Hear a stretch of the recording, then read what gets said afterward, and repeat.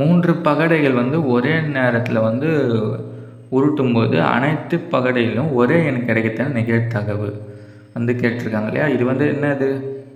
இதான் வந்து வாய்ப்பு மட்டும் எத்தனை இருக்குன்னா மொத்தம் வந்து 6 தான் வரும் இல்லையா? 3த்துலேயும் 1, 3த்துலேயும் 2, 3த்துலேயும் 3, 3த்துலேயும் 4, இல்லை 3த்துலேயும் 5, 3த்துலேயும் 6 அதானே சொல்லியிருக்காங்க. 3த்துலேயும் ஒரே நம்பர் விழுறதுக்கு வாய்ப்புன்னு இது மொத்தம் வந்து 6 வாய்ப்பு. ஓகேவா? 6 இருக்குது.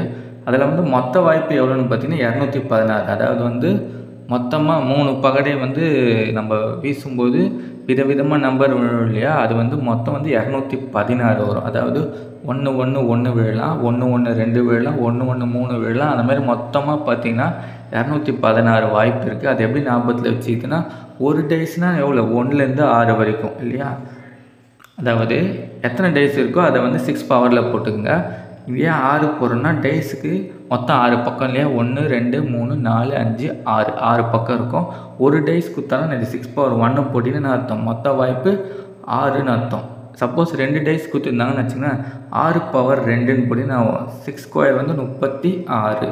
சப்போஸ் 3 டேஸ் கொடுத்தாங்கன்னா 6 பவர் 3 போடணும். அப்போனா வரும் மொத்தமாக வாய்ப்பு பார்த்திங்கன்னா 216. ஓகேவா? 216 வாய்ப்பு. இவங்க குத்துக்கிறாங்களே இதில் இது விழுறதுக்கான வாய்ப்புனது 6. ஓகேவா? அப்போ இதை வந்து 6 டேபிள் ஆச்சுன்னா நான் வரும் 1/36 தான் ஆன்சர் வந்து 1/36. இந்த கொஸ்டின் பேப்பரோட மற்ற சம்ஸை பார்க்கணும். டிஸ்கிரிப்ஷனில் இருக்க பிளேலிஸ்ட்டை செக் பண்ணி பாருங்கள்.